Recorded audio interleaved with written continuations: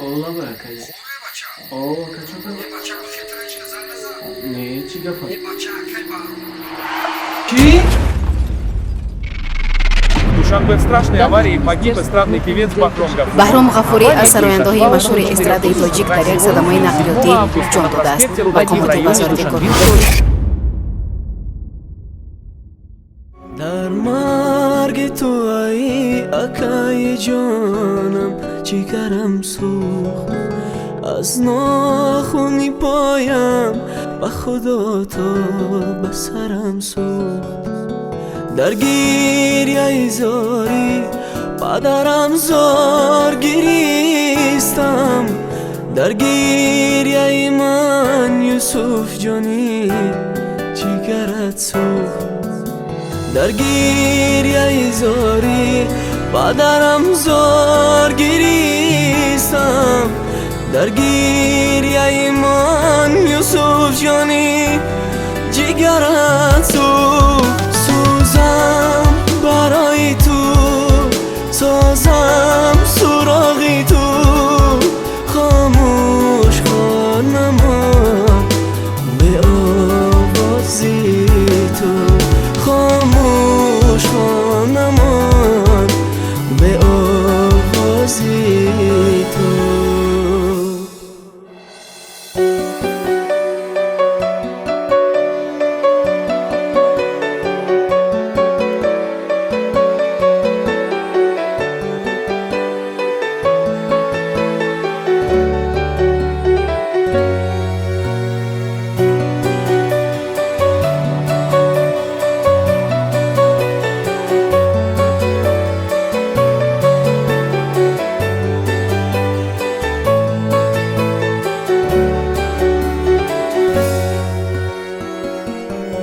تو را هرچند میکوبم ولی دیگر نمیابم ولی دیگر نمیابم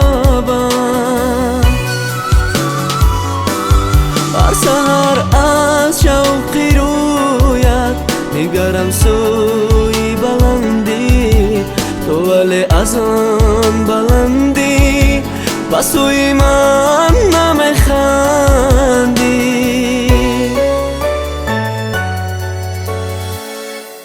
سری خود کجا زنم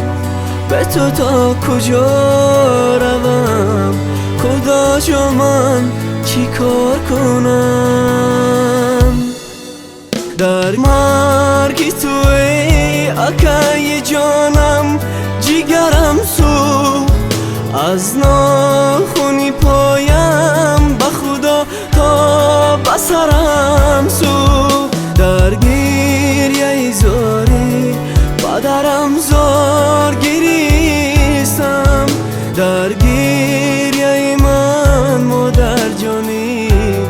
جیگرت سوخت در گریه من مادر جانی جیگرت سوخت سوزم برای تو سازم سراغی تو خاموش خانمان به آوازی تو خاموش خانمان به آوازی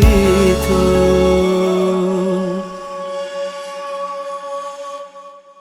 میلال جان عزیز که دادرک من است فرزندی برادری من است برادر دیمی برای مظفر جان میلال جان آهسته آهسته در موسیقی جای خودش گرفته ایستاده است ان شاء الله که خوب میشه